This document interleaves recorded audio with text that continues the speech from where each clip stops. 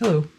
I thought I would make a video on formative tarot because I thought the VR was really interesting, and everybody has the decks that they work with, they use, or they're learning with. So for me, I'm going to say these are the decks I'm working with, I'm learning from, and the ones I've used the most. And of course, number one is my Rider-Waite that my mother bought me in the early 90s.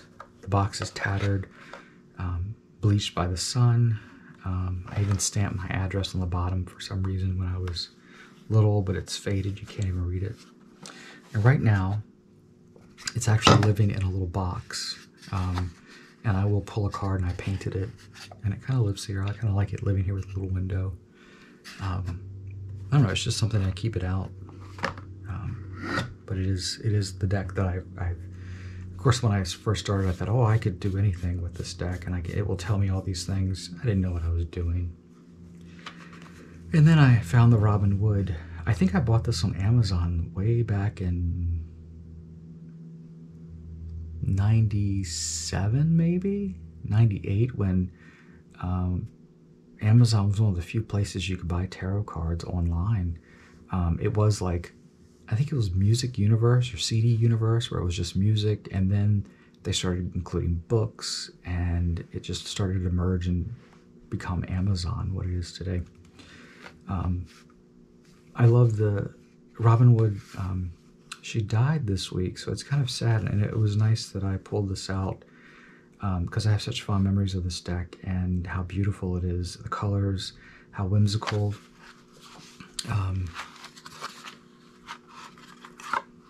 I have this actually in order because I was looking through it. The colors, they're just gorgeous. I love, it's like the symbolism is there. Looks a little winky.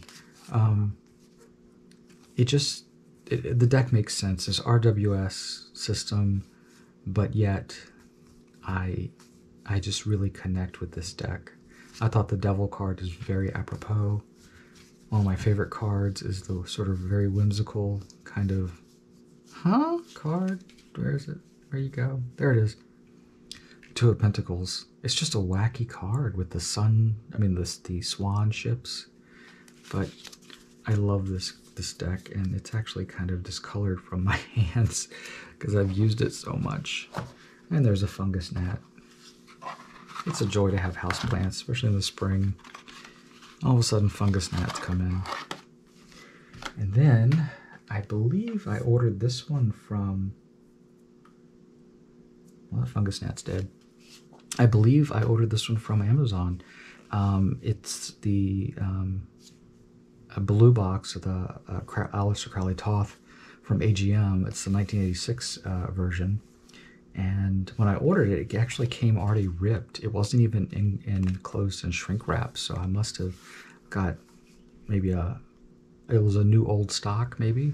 It has the 3 Magnus cards, which are highly desirable, but you're only supposed to use one, according to Dami Le Duquette and his amazing book on the Crowley, the Thoth Tarot, which is amazing. If you haven't read it, you should.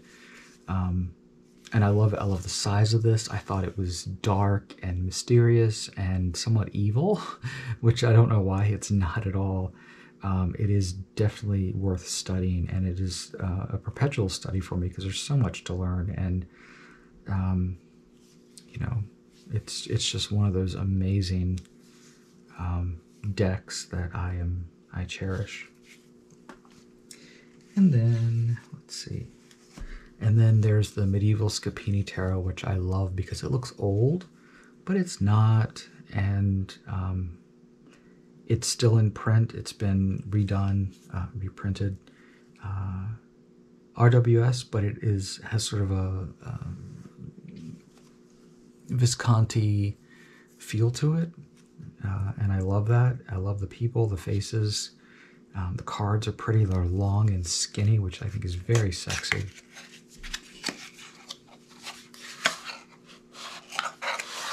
And I got rid of my original one. This is actually one I rebought because I missed it so much. So there's the backs. Notice they have sort of some gold-ish color to them. Little white book. And then there's the moon. I love the crab there. We have Anubis and a dog wolf. We have a vizier. I mean, it's just a beautiful deck. I love it. I mean, it's you know, if you know Luigi Scapini, he has this beautiful, drippy, opulent style that is, it's remarkable. It really is beautiful. And this is still published by US Gaming Systems. And I'm glad it's still in print because it's worth, if you haven't discovered it or played with it or had your hands on it, you should. I just really love it. It is one of my favorite decks.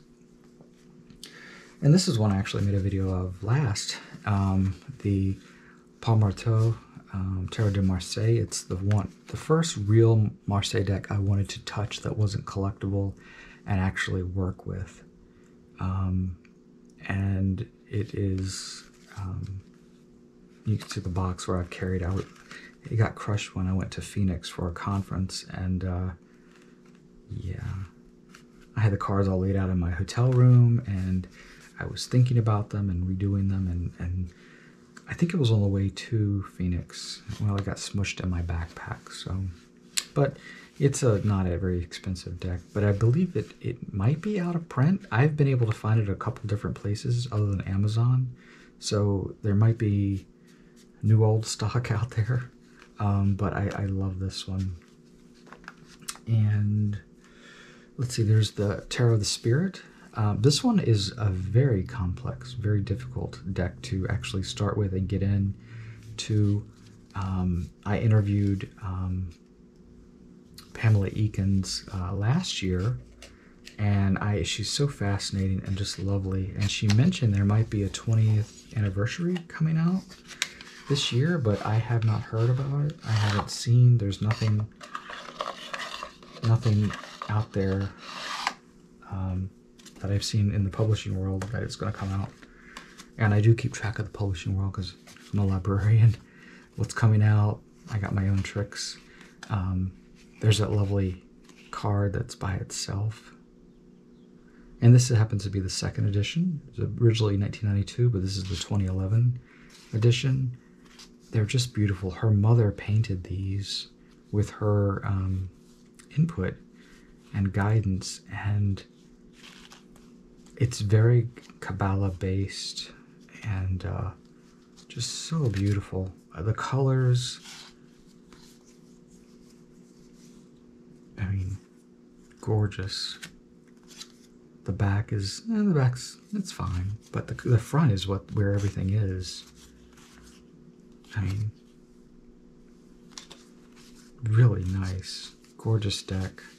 I don't work with it as much as I want to, but it does have, are you hiding? Where did it go? There it is. It like disappeared on me. It has this beautiful overlay card of the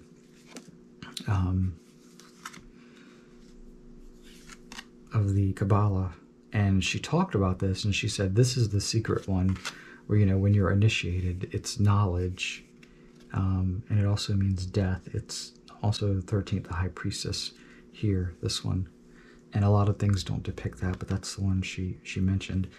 It's just an overlay card, and it helps you kind of work with the deck, and certain things will line up with it, and you'll see they're on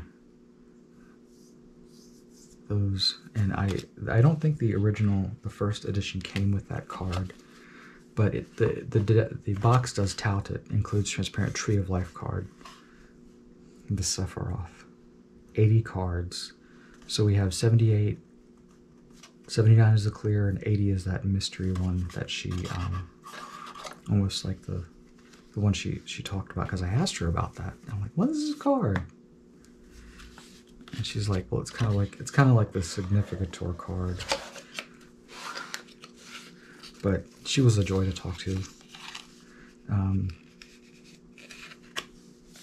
then one of my ones from last year that I absolutely love. I fell in love with the author. His work is amazing. His books are very accessible, still in print. amazing to read, so much insight, is the Dame Fortune's Wheel Tarot. I love the artwork. The artwork is, I really identify with the artwork. This has a significator card. And it says, it's funny, it says 78 cards. No, it's actually 79 cards, because the significator is the, there you are. It's right there. That's the extra card. And then you have the full suits there. And so we have, I love the pips, the minor arcana. You have, it really helps you read them and understand them. The colors are vibrant, not boring. The world. And look at that devil. He's so primitive. His artwork is primitive. He's really like a child cutout of construction paper, as opposed to, look at this card, the 9 of coins. You know, I love the faces. I think the faces are done well. Here's the juggler instead of the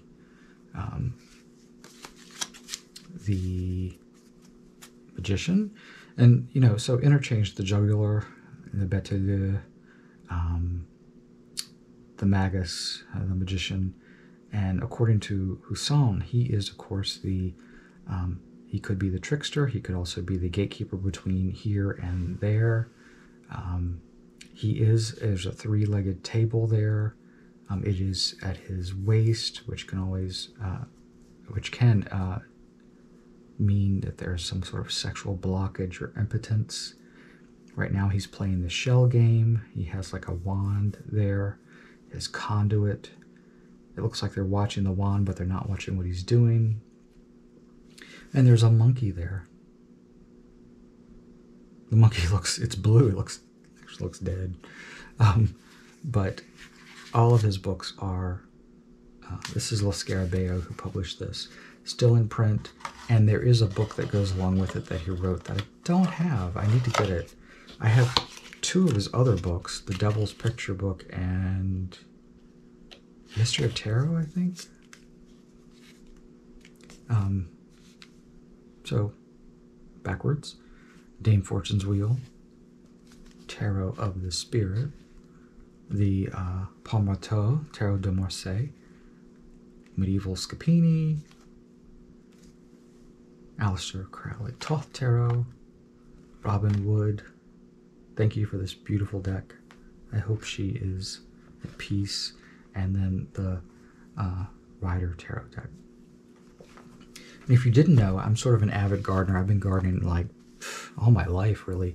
If it wasn't outside, houseplants, flowers, vegetables, and I've been struggling with planting stuff in my new house that I moved in last year, though, because the backyard is very shaded.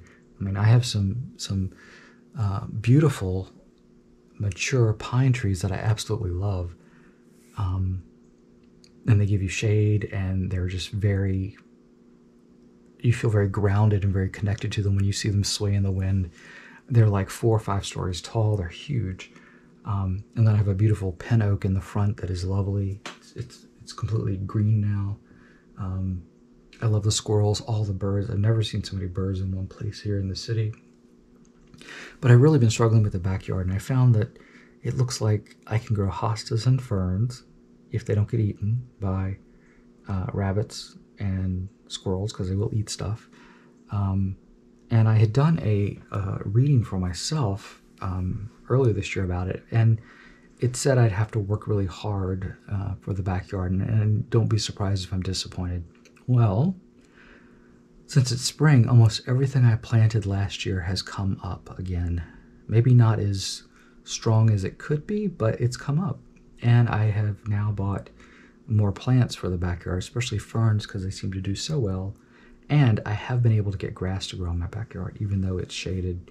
But I can now cut grass in my backyard. And I have bought rose bushes for my front yard because I love roses. So why am I talking about gardening? Well, I found this really cool Japanese tool called a hori hori, Hori. Essentially, it's a garden knife, and I ordered this one on Amazon. Look at this knife. This thing is heavy. It's curved. See how it's kind of curved there? We have and I touched the blade. It's very sharp. We have a serrated blade here, and we have a flat one there.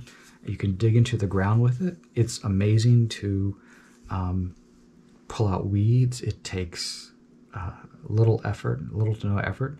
It has a lovely wooden handle. It's stainless steel. It came with a scabbard, kind of a cheapy scabbard. And it has 6 inches and millimeters, 150 millimeters there, for digging, because you can dig with this. And it has a nice wooden handle. Probably not the best wooden handle, but it's a decent wooden handle. This is Nisaku, is the brand. Specialty knife of function blade, made in Japan. There's some others that are well made, but I chose this one. I think it was under $20, but I needed something for weeding and cutting things, and this thing is, I think you could chop someone's head off with this. It is crazy. I'm interested to see how dull it gets, because right now it's very sharp, and if you're digging in the ground, sometimes your grit and dirt and rocks will start to dull stuff, but it looks like it could be sharpened, especially this side, if you wanted to. Sharpening serrated stuff is a little more difficult, but yeah, isn't that cool? I mean, this thing it's got some weight. You can see how thick the blade is. I mean, that's some horror movie crap right there. Anyway, I thought I'd share. I am approaching something crazy, 1,000 subscribers, which I never thought I would get. It seems like most people subscribe and they never interact, but I do love when people interact with me. I love it when they ask questions or when they give comments. It makes it worthwhile. So I appreciate that. And anyway, I hope everyone is having a lovely weekend. I get my house all by myself, which is always great, because I can watch horror movies and bad movies and listen to my records and drink as much wine as I feel like. So anyway, thank you so much for watching.